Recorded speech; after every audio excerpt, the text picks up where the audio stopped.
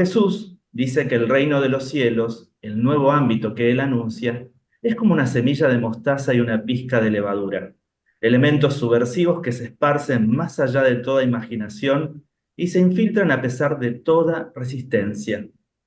Y una vez que la semilla del amor de Dios se siembra en nuestra vida y la levadura del amor de Dios se amasa en nuestro corazón, rehusamos rendirnos ante la narrativa del odio.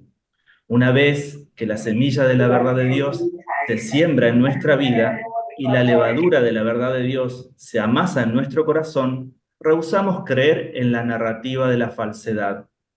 Una vez que la semilla de la justicia de Dios se siembra en nuestra vida y la levadura de la justicia de Dios se amasa en nuestro corazón, rehusamos defender la narrativa de la inequidad. Una vez que la semilla de la paz de Dios se siembra en nuestra vida y la levadura de la paz de Dios se amasa en nuestro corazón, rehusamos perpetuar la narrativa de la violencia. Una vez que la semilla de la abundancia de Dios se siembra en nuestra vida y la levadura de la abundancia de Dios se amasa en nuestro corazón, rehusamos propagar la narrativa de la escasez. Una vez que la semilla de la libertad de Dios se siembra en nuestra vida y la levadura de la libertad de Dios se amasa en nuestro corazón, rehusamos someternos a la narrativa de la dominación. Una semilla de mostaza, una pizca de levadura, pequeños agentes de cambio drástico, diminutos propulsores de poderosa transformación. Amén. Amén. Y después de este tiempo de reflexión y este momento litúrgico, voy a dar la palabra a César López, el presidente de nuestro Consejo Directivo de la Iniciativa de las Américas, para que continúe con el tiempo de esta sesión. Muchas gracias, César, y gracias a todos y a todas. Gracias por la reflexión, Luis. Un gusto estar con todas y con todos. Muy buenas noches. Un saludo desde São Paulo, Brasil, en el nombre del Consejo Directivo de esta Iniciativa de las Américas. Es un gusto estar con ustedes esta noche en la que iniciamos nuestro cuarto Instituto de las Américas. Si ya eres parte de nuestra comunidad, qué gusto reverte. Si tú eres alguien que participa por la primera vez de uno de nuestros eventos, sé bienvenido, sé bienvenida. Sepas que la Iniciativa de las Américas por la Transformación y Reconciliación es una confraternidad de organizaciones y de personas de distintos colores nacionales, denominacionales, étnicos, doctrinales, pero son personas unidas por la búsqueda, por la reconciliación y transformación hacia la paz, la justicia y el bien común en nuestra América, en todas las Américas. En esta noche iniciamos nuestro cuarto instituto que se enfocará en transformación de conflictos en las Américas. Nuestro camino será facilitado por mi querida amiga, la doctora Nina Balmaceda.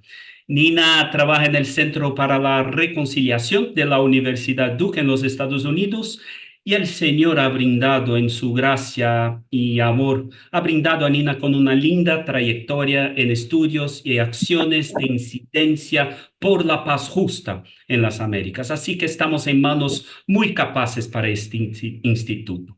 Bendiciones, querida Nina. Adelante. Muito obrigada, César. Gracias a todos y a todas. Feliz de este reencuentro, que aunque tiene las limitaciones del Zoom, nos permite, por la gracia de Dios, a través de la tecnología, estar unidas y unidos en el Espíritu del Señor para aprender mutuamente. Se puede ver bien mi pantalla, ¿verdad? Para comenzar, sí, estupendo. Bueno, la sesión de hoy va en este cuarto instituto dedicado en esta oportunidad a aprender sobre la transformación de conflictos.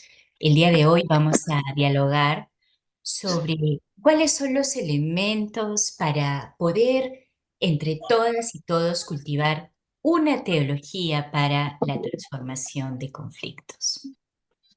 Entonces, en primer lugar, quiero compartirles la hoja de ruta, así muy rápidamente. Vamos a conversar sobre el significado de la paz, el significado de el nuevo nosotros, la nueva humanidad en Cristo.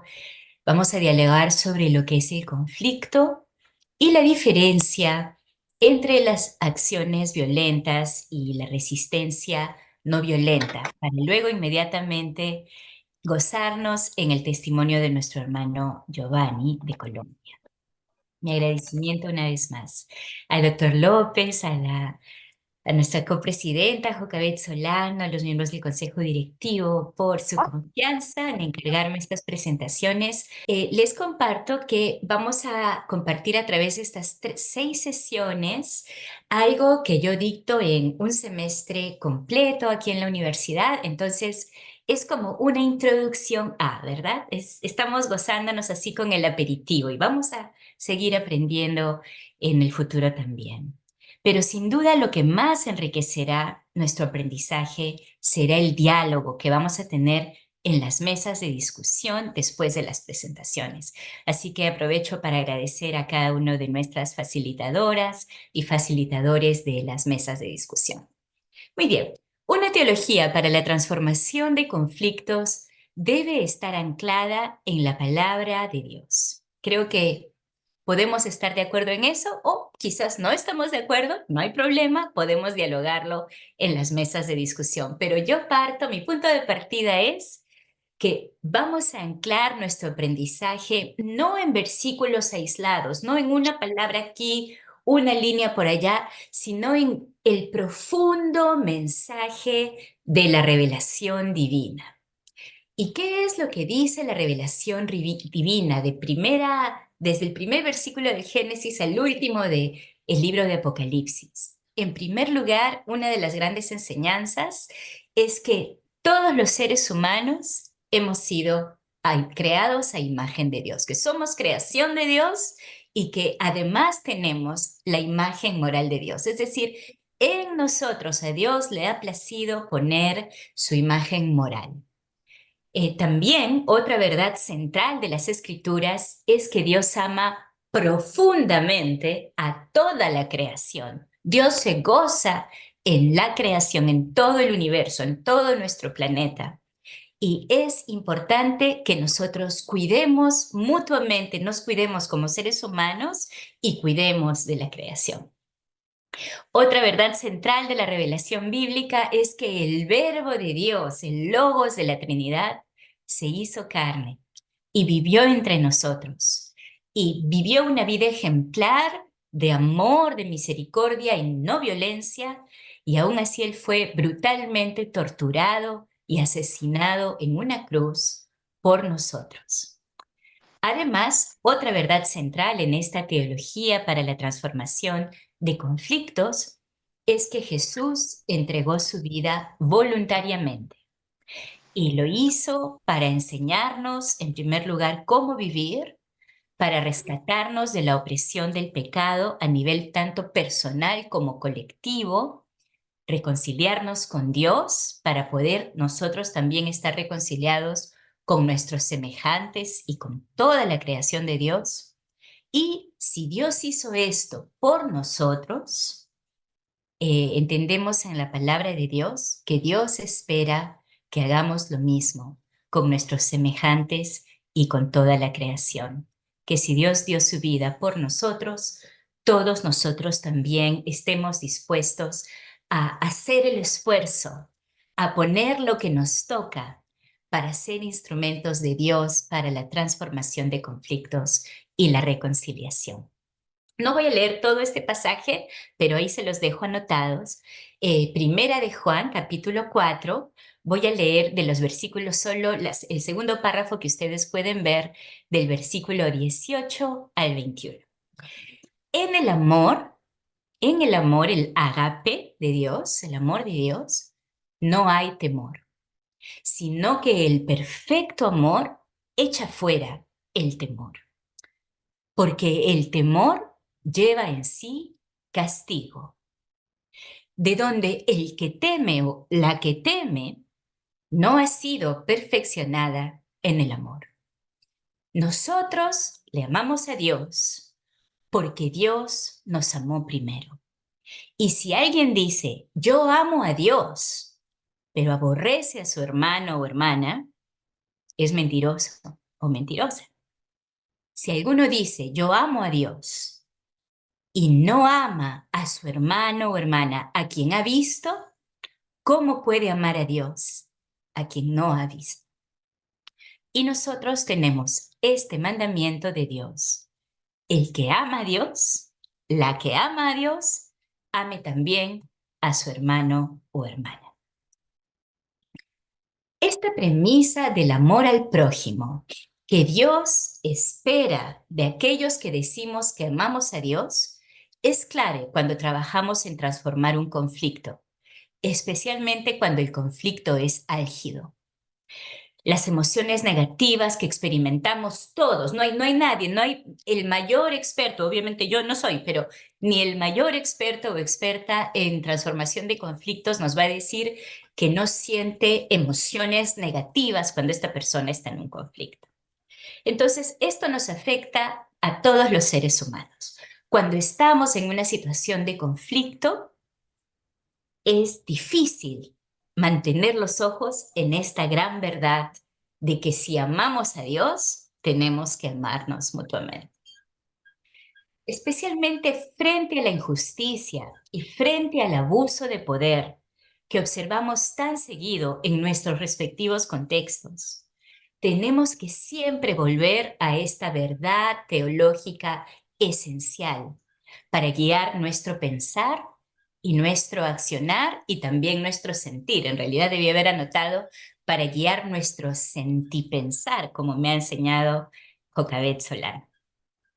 Bueno, el énfasis entonces de esta teología está en cultivar la amistad con Dios, con nuestros semejantes y con la creación, y eso es más importante que el dogma o la certeza. Esta amistad, este amor agape del amor de Dios, afirma la unidad en la diversidad, no la uniformidad de pensamiento. Nos anima a apreciar la complejidad de la vida humana, evitando la simplificación excesiva, los estereotipos y evitando llegar a conclusiones basadas en historias únicas, cuando a veces generalizamos demasiado. Ah, esta persona es norteamericana, seguro que es así o asá. O esta persona es indígena, seguro que es así o asá. O esta persona es tal cual. E inmediatamente estamos prejuzgando a la persona o el grupo de personas. Entonces, no queremos, vamos a evitar llegar a conclusiones basadas en historias únicas o generalizaciones exacerbadas. Sino más bien, reconocemos en cambio la pluralidad de la experiencia humana y nuestras muchas limitaciones como seres humanos. A medida que buscamos crecer en amor, lo lógico, es como dos caras de la misma moneda. Al crecer en amor, al crecer en amistad con Dios, tenemos que crecer en humildad. Si nuestra humildad no se está profundizando, sino que nos estamos volviendo más orgullosos, yo les digo, hermanos y hermanas, no estamos creciendo en amor. Cuando estamos creciendo en amor y en humildad, reitero, van de la mano, entonces también podemos buscar más conocimiento. Pero el conocimiento es secundario frente a la importancia de crecer en amor y en humildad. En este sentido, el aprendizaje interdisciplinario es muy relevante, dado que reconocemos que todos, empezando por una servidora, todos vemos solo parcialmente. Nosotros solo podemos ver muchas veces un ángulo de las cosas, tenemos nuestra perspectiva y si nos rodeamos de gente que solamente piensa como nosotros, cada vez nos vamos a tener una mirada mucho más angosta, angosta, angosta. Y no se trata de eso, se trata exactamente de lo opuesto. El unirnos para ganar perspectivas de todos y todas. y así ampliar nuestra comprensión, ampliar nuestro horizonte de pensamiento. Y para ello necesitamos diferentes campos de estudio para poder descubrir más cómo podemos cuidar mejor de nuestros semejantes y de la creación. Por eso es que esta oportunidad de estar en el Cuarto Instituto de las Américas es tan linda, porque no hay tantas oportunidades de estar unidos con gente de distintos países, de distintas denominaciones cristianas, de distintos ministerios y de distintas especializaciones de trabajo y profesión. Bueno, pasamos rápidamente a nuestro primer punto. ¿Qué es la paz? Les voy a invitar a considerar este concepto conmigo y darnos cuenta que el término paz los idiomas modernos, como el nuestro, en este caso el español, pero también en el inglés y en el alemán y en distintos otros idiomas, los términos modernos que usamos para la paz no son suficientes para comunicar el shalom o irene bíblicos. Shalom es la palabra hebrea del Antiguo Testamento e irene es la palabra griega en el Nuevo Testamento, pero ambos se traducen como paz. Johan Galtung, un pensador, sociólogo, estudiante de la paz como disciplina académica en Suecia, distinguió brillantemente la diferencia entre paz negativa y paz positiva. Quiero volverles a mostrar esta foto que tengo aquí. ¿Qué es la paz? Uno podría decir, bueno, aquí están estos jóvenes que han estado peleando, que han estado en guerra y ya se están yendo porque ya llegó la paz. Eso sería la paz negativa, de acuerdo a Johan Galtung. La paz negativa es básicamente ya no estamos en guerra. Ahora, en estos tiempos, sin duda, tenemos que poner suficiente énfasis en la importancia de que hay que terminar las guerras. No quiero decirlo así livianamente, la paz negativa no importa. Por supuesto que importa. Pero la paz negativa es apenas el primer paso hacia la verdadera paz. El cesar la violencia, que es nuestro ruego en Ucrania, en la Tierra Santa, en Yemen, en Siria, en Colombia, en todas las Américas y el mundo entero, el que cesen las guerras, que cesen las violencias, es nuestro deseo, pero apenas es el primer paso. Cuando ya estamos en paz negativa, es decir, ya no hay guerra, podemos entonces cultivar la paz positiva. Y siguiendo esta lógica del shalom o irene, este término hebreo de shalom habla no solo de la ausencia de guerra, reitero, muy importante, pero también habla de la necesidad de que prime la integridad en la comunidad, que reine la justicia, que haya armonía en una comunidad. Así que en la Iniciativa de las Américas nosotros hemos optado por unir dos palabras para poder tratar de comunicar la riqueza del significado de shalom. Y estas dos palabras son paz y justa, para nunca olvidarnos que no hay paz si no trabajamos por la justicia, para enfatizar el significado de que la paz va más allá de la ausencia del conflicto. La verdadera paz fundada en la justicia para todos y todas, y no la paz impuesta por la fuerza, silenciando a las minorías o a las personas desempoderadas. La paz justa, traducción del shalom, del hebreo shalom, se refiere a un estado de cosas que permite que los seres humanos y toda la creación florezcan porque disfrutan de equidad, de justicia y respeto genuino por todos. Como María del Pilar Aquino ha destacado, el perdón y la reconciliación mantienen el amor y la justicia en el debido equilibrio. Un amor desprovisto de justicia está anémico y la justicia desprovista de amor corre el riesgo de convertirse en venganza. Entonces, en este marco de invitación de Dios a que abracemos su amor en Cristo podemos decir que somos parte del nuevo nosotros. Somos parte del pueblo de Dios en todos los puntos de la tierra, en todas las eras.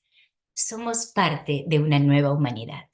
En transformación de conflictos, las relaciones con Dios, con nuestros semejantes y con toda la creación son lo más importante, no la certeza de los argumentos. Ahora, esto no significa que no tengamos convicciones, por supuesto que las tenemos, incluso aquí su servidora, yo soy muy apasionada de mis opiniones, especialmente políticas.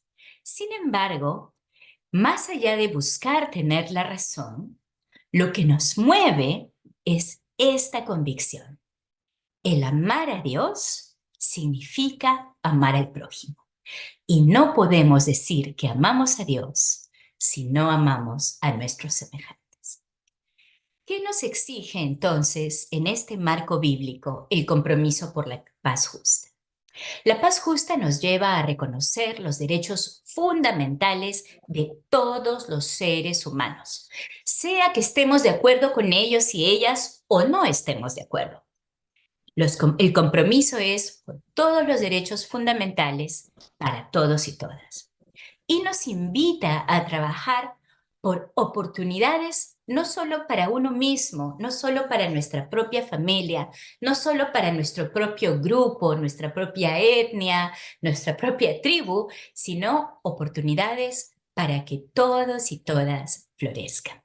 La paz justa nos lleva a ofrecer amor, incluso en la forma en que elegimos hablar, así como en la forma que elegimos actuar. Las palabras son muy importantes. Nosotros podemos dañar profundamente a los demás con nuestras palabras. Elijamos, en cambio, movidos por el amor de Dios, elijamos palabras que sanen. Y nuevamente, hermana Elvia, y a algunos les pido que por favor se pongan en mudo para que no interfiera en la grabación. Muchas gracias. Esto es cierto tanto en relaciones interpersonales como en el ámbito público. Pero ojo, el silencio también tiene consecuencias. Si elegimos permanecer en silencio ante la injusticia, no estamos contribuyendo a la paz justa. En vez de ello, corremos el riesgo de convertirnos en cómplices de aquellos que oprimen a los demás. Ahora vamos a conversar rapidito sobre qué es el conflicto. Les pido que por favor usen el chat y escriban algunas palabras o frases que les vienen a la mente cuando piensan en el conflicto. A ver, por favor, adelante. Vamos todos al chat, vamos a tomar medio minuto para anotar estas ideas que nos vienen cuando pensamos en el conflicto. Adelante, vayan poniendo allí sus contribuciones. ¿Qué es el conflicto para ustedes? Bueno, así como les acabo de preguntar yo a ustedes y les invito a seguir escribiendo en el chat, yo hoy día me tomé unos minutos, entré a internet y dialogué con una inteligencia artificial, el Copilot se llama. Y le pregunté al Copilot, ¿qué es el conflicto? Para saber qué tipo de informaciones esta inteligencia artificial encontraba en internet. Y esto que les pongo en esta diapositiva es tal cual, palabra por palabra, lo que la inteligencia artificial me dijo. Un conflicto es una pelea, disputa, discrepancia que surge cuando dos o más personas tienen intereses u opiniones que no pueden desarrollarse al mismo tiempo. Es decir, cuando haya una contradicción. Estos conflictos pueden manifestarse en las relaciones interpersonales, pero también a nivel social, involucrando a muchas personas o grupos de personas. Las causas que desencadenan un conflicto pueden variar y algunas de las más representativas son la falta de comunicación o la falla en la comunicación, la discordancia de intereses, la discordancia de valores, la discordancia de roles y, muy importante, las desigualdades, la escasez versus la abundancia de recursos, cuando alguien está acaparando versus el hambre de otros, todas estas son causas de los conflictos. Les reitero, esto no es mi material, esto me lo dijo el Copilot, la inteligencia artificial en internet. Cuando reflexionamos, ahora sí les comento lo que yo pienso, cuando reflexionamos sobre los conflictos, muchos de los cuales son profundamente dolorosos, es importante distinguir una pelea, una disputa, una discrepancia, como dice la inteligencia artificial, de un conflicto violento, donde puede haber violencia física y o psicológica. No es lo mismo disputar o discrepar en ideas, por más apasionados que estemos en el debate.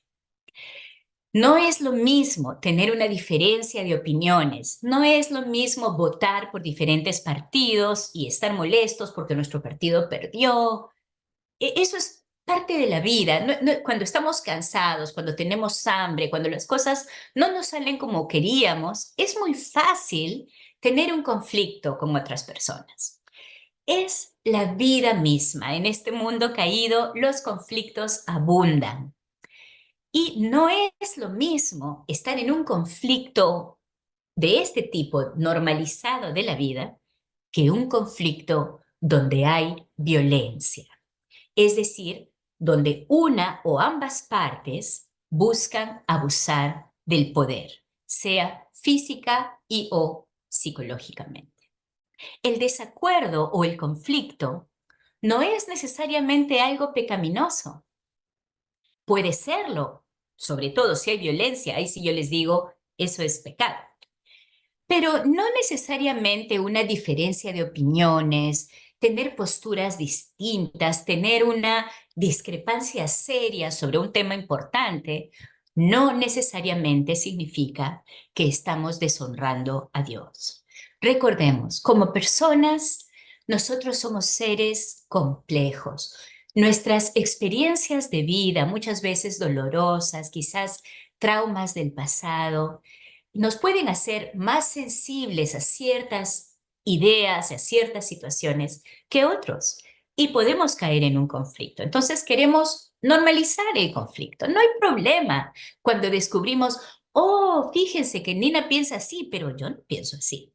Está muy bien, podemos pensar diferente. Pero si hay violencia, si hay abuso de poder, allí sí estamos ante una situación de pecado. Entonces, ¿cómo podemos involucrarnos en los conflictos, ya que nunca vamos a poder eliminar todos los conflictos, ni creo que sea necesario eliminarlos siempre, pero cómo podemos hacer que enfrentemos los conflictos de una manera no pecaminosa? Bueno, en primer lugar, si entramos al conflicto en una manera respetuosa frente a aquellas que están en desacuerdo con nosotros. Y si no recurrimos a la violencia o al abuso para imponer nuestro punto de vista sobre los demás. Esto entonces requiere, y les reitero algo que ya había mencionado, una postura humilde, reconociendo la humanidad de los demás, lo cual es esencial para el diálogo restaurativo, especialmente cuando estamos tratando de trascender nuestras diferencias de opinión, nuestras diferencias religiosas, nuestras diferencias étnicas, políticas, etcétera, etcétera. O cuando estamos en cualquier tipo de conflicto. Recordar que la otra persona, que el otro grupo, que el otro país con el que tenemos el conflicto son seres humanos también profundamente amados por Dios, es algo muy importante. Ojo, que sean amados por Dios no quiere decir que ellos tengan la razón. Tampoco quiere decir que yo tenga la razón y que mi país o mi grupo o mi partido político tenga. Lo que quiero decir es, reconocemos que tenemos diferentes aproximaciones a realidades complejas. Les voy a dar un solo ejemplo y ojalá no se me molesten porque es un ejemplo que duele, pero en todo este tema del aborto, obviamente, gente que ama a Dios, gente que ama al prójimo, no nos vamos a poner de acuerdo. Es un tema demasiado duro. Algunos haremos argumentos de por qué no debe haber aborto legal. Y otros nos traerán argumentos de por qué sí es importante ofrecer ayuda médica. Nunca vamos a poder convencer al otro probablemente, Pero ¿qué podemos hacer? Ir a la raíz del problema. Y en ese conflicto de diferentes posturas políticas, religiosas sobre el aborto, el verdadero problema, hermanos y hermanas, no es si es legal o no, es si las mujeres sufren abuso. Y si las mujeres sufren abuso que les lleva a abortar. Entonces podemos unir esfuerzos para evitar el abuso contra las mujeres. Y así vamos a reducir drásticamente el número de abortos. En fin, lo dejamos eso para dialogarlo y discutirlo, pero sin promesa de que lleguemos a estar de acuerdo. Muy bien, continuamos con nuestra discusión sobre qué es el conflicto. Nuestro compromiso en la transformación de conflictos es cultivar relaciones saludables y buscar la paz justa, no buscar necesariamente que todos estemos de acuerdo en todo. Es una invitación más bien a comprometernos, a tenernos paciencia, a buscar el respeto y la comprensión mutua, mientras buscamos la colaboración para el florecimiento mutuo y para enfrentar el verdadero problema que está a la raíz del conflicto. Te voy a repetir esto porque esto es central en transformación de conflictos. El conflicto no es pecado, salvo que sea violento o haya abuso de poder psicológico. Sino el tener una diferencia no es pecado. Lo que es el pecado muchas veces es la razón, la raíz del conflicto, y a eso es a lo que tenemos que prestar atención todas las partes. En otras palabras, debemos esforzarnos por distinguir entre nuestra diferencia de posturas y la situación muchas veces de injusticia, percibida o escondida, que subyace al conflicto. Ahora vamos a conversar sobre violencia y resistencia no violenta. Ya con esto voy cerrando. Bueno, como personas que vivimos en las Américas, estamos muy familiarizados con la violencia. La violencia es una experiencia muy real para muchas personas en nuestro continente. Y más, entonces no necesito dialogar tanto en cuanto a qué es la violencia, sino más bien concentrémonos en conversar sobre la resistencia no violenta. La resistencia no violenta no se refiere solo a la inacción. Cuidado con pensar que ya la no violencia es, bueno, pues nos cruzamos de brazos y nos quedamos mirando y no hacemos nada frente al problema. No, eso es inacción, pasividad. Eso no es paz justa. Quizás es paz negativa. No hacemos nada, no hay conflicto, supuestamente, pero queda la injusticia. La resistencia no violenta no es eso, sino más bien es la acción no violenta en busca de la transformación de realidades de injusticia. Para evitar confusión, en español, porque en inglés sí hay, ¿no? Non-violent resistance, es muy común, esta frase muy conocida, pero para evitar la confusión en español, quienes practican la resistencia no violenta prefieren llamarla no violencia activa o también la resistencia civil. Les voy a dar aquí algunos ejemplos. Para ustedes seguramente muy conocido este señor, Martin Luther King Jr., uno de los tantos hermanos y hermanas que trabajaron, invirtieron su energía, arriesgaron sus vidas, entregaron sus vidas, como en el caso de Martin Luther King, por la resistencia no violenta a fin de afirmar los derechos iguales de todas las personas, independientemente de sus rasgos físicos, independientemente de su tono de piel o de sus ideas políticas, etc. En esta marcha en particular, esta foto que les comparto, a mí me mueve mucho, porque no es solamente una igualdad abstracta, ¿no? Declarativa, teórica. Aquí los hermanos y hermanas de todas las religiones que están marchando bajo el liderazgo de nuestro hermano Martin Luther King, están exigiendo trabajos dignos para todos y todas, no solo para las personas afroamericanas, no solo para los hombres, no solo para las mujeres, para todos y todas. Y es una manera de afirmar la dignidad de las personas, que haya trabajo digno para todos y todas. Otro ejemplo de resistencia no violenta, de resistencia activa, no violenta, fue el tremendo esfuerzo que en Sudáfrica y en muchas partes del mundo se dio para realizar el boicot contra el apartheid. Ustedes recordarán, en Sudáfrica, una minoría blanca ejercía dominación legal sobre la población negra. Y hubo un esfuerzo ecuménico activo contra el apartheid en Sudáfrica. Esa foto es de Cape Town, una ciudad muy bella, tomada en 1991. Ahora, aquí hay que ser muy claros y hablar con verdad. No todos los cristianos apoyaron la resistencia, y les tomó años a los cristianos darse cuenta de que el apartheid era un pecado, una ofensa contra Dios. Quiero también, con esto termino, recordar con mucha admiración, con mucho respeto a Gandhi en la India, quien le llevó adelante lo que es hoy en día el país democrático más grande del mundo, ¿no? Donde hay más gente que vota en el mundo, es la India, es la democracia más grande del mundo. Ellos lograron su independencia contra Gran Bretaña, contra un gran poder militar, y lo hicieron de manera no violenta, siguiendo las enseñanzas de Gandhi. Así que toda nuestra admiración y respeto. Aquí está, al testimonio de nuestro hermano Giovanni Gómez, director ejecutivo de Paz y Esperanza, Colombia. Muchas gracias. Pues como de esas vivencias que encarnan mujeres, en este caso mujeres de, de la vereda Granizal, que es el segundo asentamiento más grande en Colombia. Solamente como registro de contexto, Colombia, según la Comisión de la Verdad, tiene alrededor de 60 años de conflicto armado, donde hay diferentes grupos ilegales que se reproducen y mutan en todo el territorio colombiano, en unos más que otros. Y estas mujeres tienen varias características.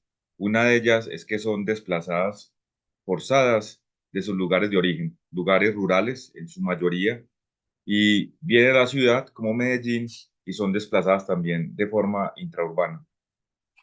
Otra característica son sobrevivientes. ¿Por qué sobrevivientes? Porque después de estar en contextos de violencia, violencia contra ellas, contra sus familias y contra el territorio en el que están, pues se poblan un asentamiento. Y un asentamiento, para los que no saben, es una invasión de algo privado y se convierte en algo, lo voy a decir de esta forma, comunitario.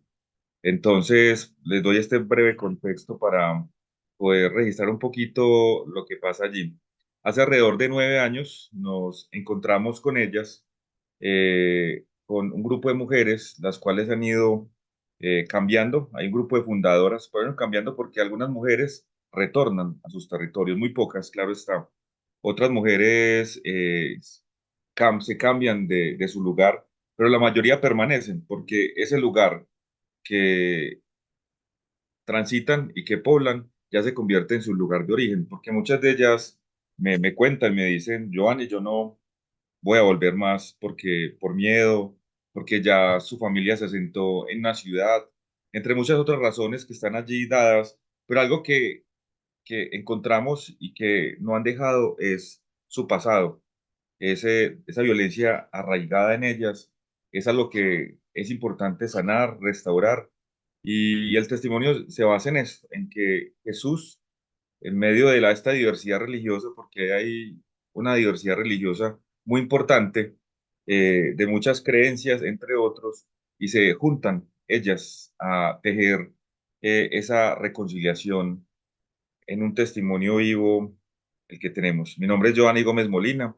director de Paz y Esperanza Colombia y acompañante o parte del acompañante de este proceso. Con nosotros se encuentra también la iglesia, el Centro Comunitario Cristiano Chalón, que es una iglesia del pacto, que hace parte también de este proceso y que es muy importante porque es la iglesia que está ya en el territorio y nosotros acompañamos esa iniciativa.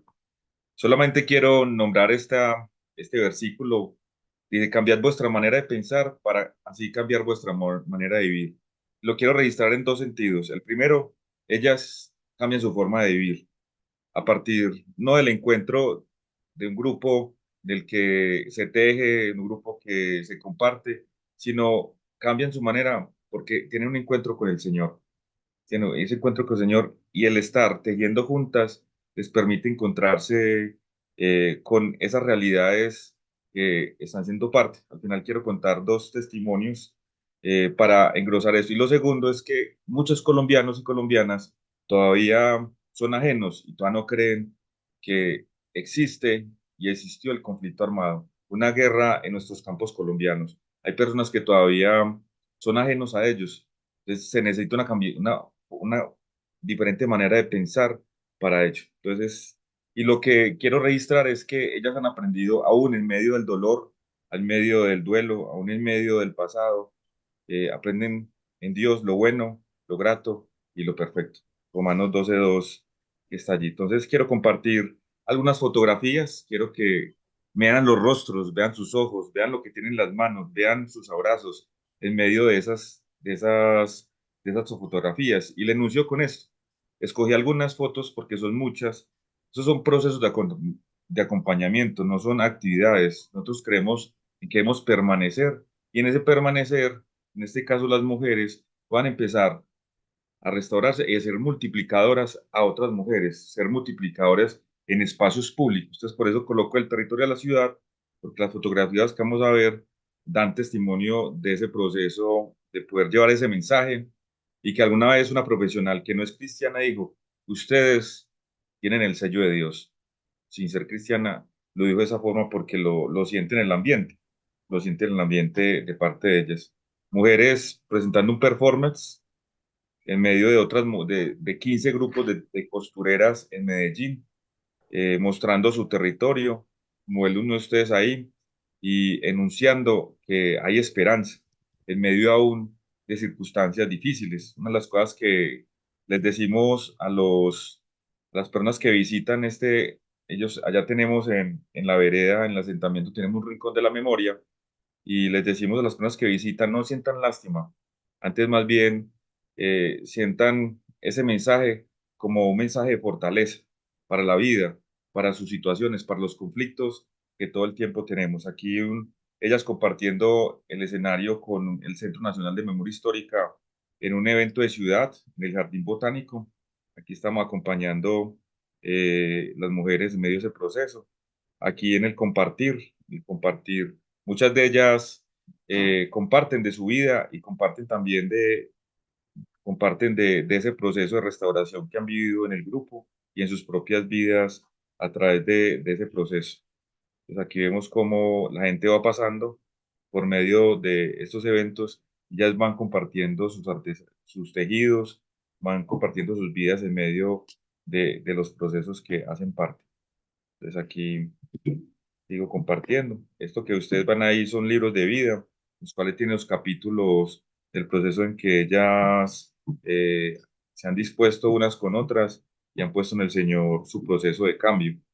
Eh, Aquí está la exposición de Esta tierra es nuestra, que fue un gran logro, un gran logro porque logramos la gestión para que estuviera ese Rincón de la Memoria, tuviera una versión en el Museo Casa de la Memoria, que es un centro de memoria histórica de la ciudad de Medellín. Y allá tienen una exposición externa e interna, donde pasan miles de personas extranjeras, miles de personas, la misma Colombia, reconociendo que hay mujeres que han sido desplazadas, pero también mujeres que traen esperanza en medio de sus procesos. Entonces, esas fotos fue esa primera sensación, esa primera impresión de ellas encontrándose con lo que ellas mismas hicieron, con ellas profesionales, en medio de su proceso. Aquí ven esos rostros asombrados, pero también con mucha alegría de que la ciudad las convocó, las hizo parte de su proceso histórico. Aquí inaugurando esa exposición, otra mujer como Luz Amparo, que es víctima y Madres de la Candelaria, entregando el testimonio a las mujeres como parte de ello, porque cada año se hace cambio, pues como ese proceso, es decir, una exposición permanente que dura hasta noviembre y después de noviembre escogen otra exposición. Es un gran logro porque ese mensaje está llegando a muchas más personas que a Granizal. Les cuento que Granizal queda a más o menos una hora y 20, parte de vía pavimentada y la gran parte es sin cemento, es despavimentada, es decir, que es una vía que está el lodo, el barro, entre muchas otras cosas que están allí insertas. Aquí compartiendo el tejido con las personas que están alrededor dentro de la inauguración. Aquí ya estando en el lugar de exposición, si bien esas lámparas construyeron ellas y tiene un mensaje de por sí en medio de las diferentes estaciones que se tienen en el proceso. Otro elemento es que las mujeres han salido y las mujeres han recibido a otras mujeres jóvenes en ese intercambio generacional, pero a otras mujeres de otros lugares, porque Paz y Esperanza, el Señor nos ha permitido estar en otro asentamiento, no a Jerusalén, donde también hay un gran número de mujeres desplazadas, entre otras muchas violencias, y aquí les quiero compartir sus tejidos con hilos comunitarios. Esto fue mucho más arriba del tejido. Esta mujer, Ana Belén, compartiéndole a jóvenes, su proceso de memoria y de esperanza. Miren, los niños jugando alrededor se acercaban y ella les contaban sus historias, entre otros procesos comunitarios. Aquí este encuentro entre mujeres jóvenes, estudiantes de universidad, mujeres de Nueva Jerusalén y las mujeres de Granizal. Un encuentro que se hace mostrando sus diferentes artes, pero también demostrando su vida en medio del proceso.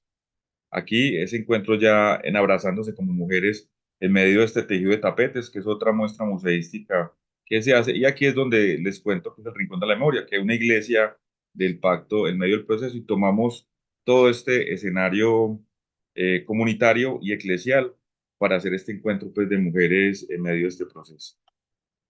Aquí las mujeres de Nueva Jerusalén ya exponiendo su primera obra, porque este proceso de Nueva Jerusalén tenemos solamente el año pasado iniciamos y aquí ya tiene su primera obra y es muy gratificante la consolidación del mismo.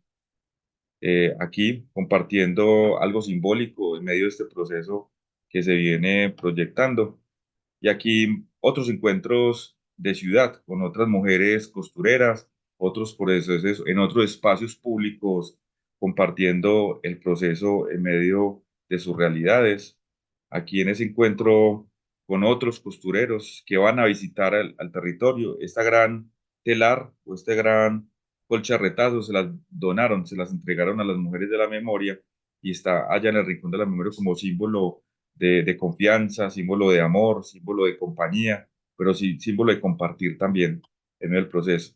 Y quiero enunciar dos testimonios que me parecen muy bonitos en medio de este proceso de sus propias voces.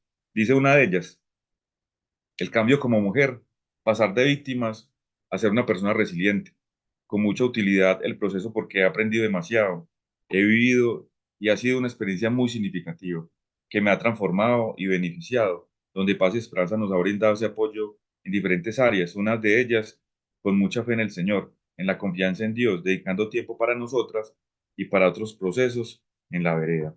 Segunda voz, le doy muchas gracias por habernos enseñado tanto, por haber compartido con nosotros. A mí lo que más me quedó marcado fueron las charlas, porque nos hicieron volver al pasado, a la niñez, a revivir todas nuestras tragedias y entonces nos hicieron provecho a todas, nos hicieron llorar a todas, pero fuimos sacando un poquito de todo, eso que teníamos guardado muchos años atrás. Hay muchos más testimonios, solo escogí estos dos para, para compartir y quiero enseñar dos elementos, dos señales de esperanza que es muy bonito. La primera, en mi proceso, pues, que tenemos aquí en Paz y Esperanza, les hice una pregunta, porque en ese momento, como organización, estábamos visitando los ATSR, son los espacios antiguos de reconciliación, donde están los excombatientes, que les llamamos firmantes de paz después del 2016.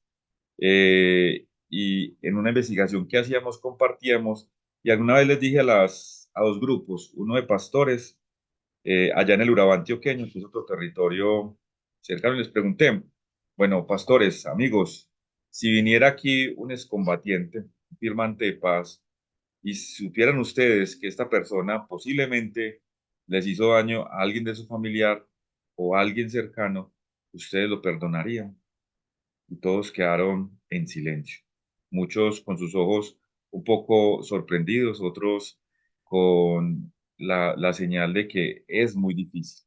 Aún pastores de 20, 30 años que estaban allí, y aquí no estoy señalando a los pastores, simplemente estoy referenciando que el conflicto armado ha dejado muchas cicatrices y que muchas personas, incluyendo nuestras comunidades de fe, no han sanado muchas cosas del pasado. Y requiere un proceso largo porque el perdón, nos lo anunciaba un poco Nina, y lo vamos a profundizar en las sesiones de transformación de conflictos, es una decisión.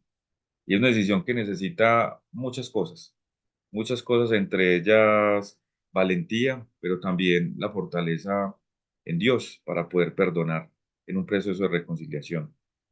Vamos a pasar ahora a dialogar en mesas de discusión, así que gracias a la colaboración de nuestro hermano Alejandro Rivas, por favor, adelante, nos vamos a las mesas a conversar y a dialogar y preguntarnos y cuestionarnos. Adelante, por favor. Bueno, buenas noches a todas y a todos. Nos hicimos dos preguntas, ¿no? La primera pregunta es, pensando en su propio ministerio, ONGs, iglesias, ¿dónde hay ejemplos de paz justa, ¿no? Y compartieron personas de diferentes instituciones en las cuales coincidían de que la paz justa se puede encontrar en las comunidades vivas, la paz justa también se puede encontrar con personas que están desamparadas para brindarles el apoyo económico, herramientas de trabajo. Por ejemplo, nos decía una hermana de la iglesia menonita que ellos colaboraban con relación a las personas que eran desplazadas o despojadas para que ellos puedan tener ventas de café o puedan tener negocios para ayudarse, ¿no? Asimismo, en la equidad del sentirse bien, consideran que era la paz justa, el cuerpo de Cristo, sin jugar buscando el amor. En una segunda pregunta que tenías, Mos, es la pregunta, ¿dónde vemos que todavía necesitamos transformación de paz justa de acuerdo a nuestro contexto?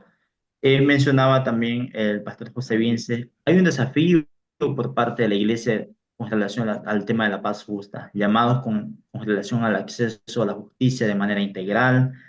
También se entiende que tenemos contextos violentos que hemos normalizado y el primer paso de la transformación es uno mismo con cada detalle que uno hace, nos hace conocernos y autoanalizarnos, ¿no?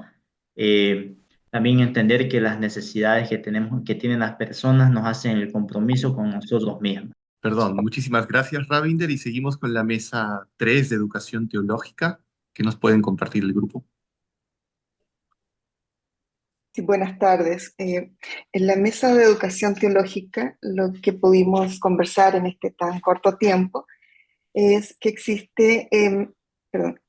existe preocupación desde la teología respecto del ministerio, los ministerios pastorales, unipastorales, modelos unipastorales de ejercicio ministerial, en donde se producen relaciones de violencia dentro de lo que es el trabajo ministerial y que hay también situaciones de vulneración respecto de mujeres en contextos de comunidades que están bajo violencia, que son agentes de paz y que están poco visibilizadas dentro de la iglesia y también en las comunidades.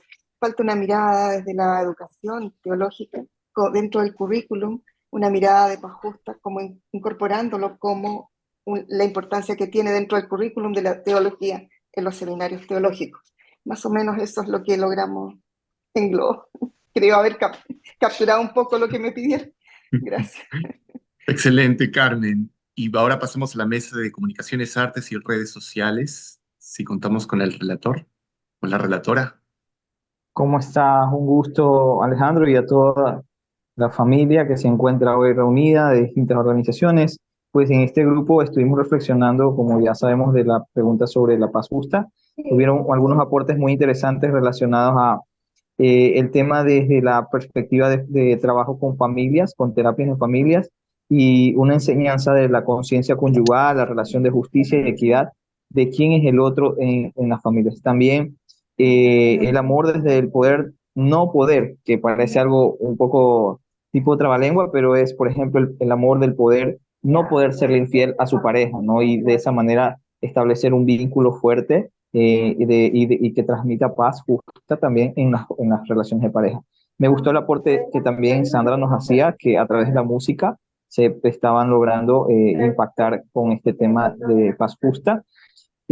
También desde la perspectiva eclesial, tratar las temáticas que tienen que ver con prevención de violencia, el amor, respeto y calidez en la familia.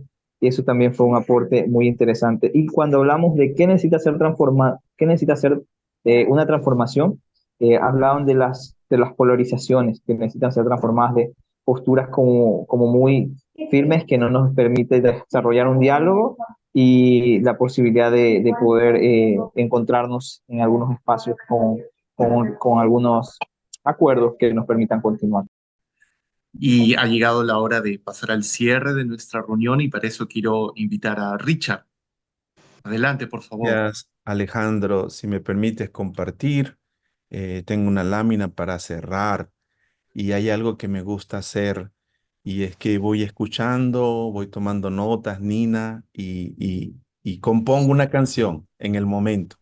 Y ha salido una canción que quiero compartir, pero quiero que la podamos expresar como un culto. Y entonces aquí en la presentación, así es lo que tengo. La reconciliación, la reconciliación como prelación al culto. Ustedes saben que la Escritura dice, por eso si llevas al altar del templo una ofrenda para Dios y allí te acuerdas de que alguien está enojado contigo, deja la ofrenda delante del altar. Ve de inmediato a reconciliarte con esa persona y después de eso regresa a presentar tu ofrenda a Dios. Algunos van a ir abriendo su micrófono porque estas fueron las ideas que me dieron la canción y van a leer una idea cada vez. La primera idea es esta. ¿Quién la puede leer?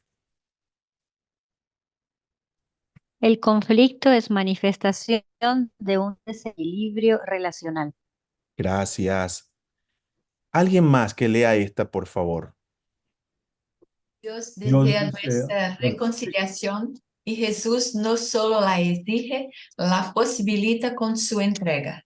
Muy bien. Gracias, Nina, por recordarnos eso. ¿Quién lee esta? Es ilusión pensar que el culto por sí solo resolverá el quebrantamiento de nuestras relaciones. Muchas gracias. Faltan unas pocas. ¿Quién lee esta?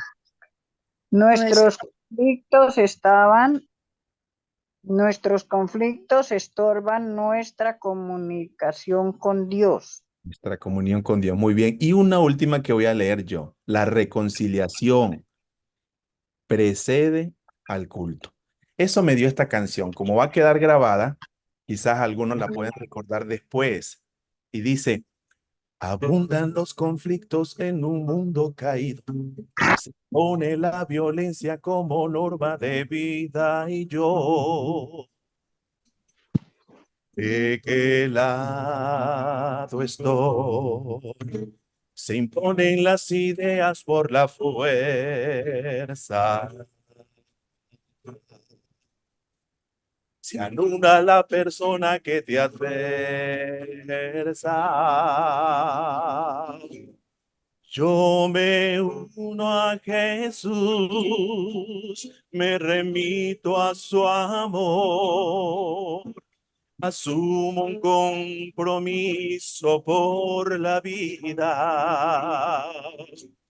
Yo me uno a Jesús, me remito a su amor. Opto por la paz con justicia. ¡Bravo! Excelente, muy Excelente. bien. Gracias, Gracias. Nina. Gracias, Alejandro. Gracias, Gracias, Giovanni. Richard. Gracias, hermanas y hermanos.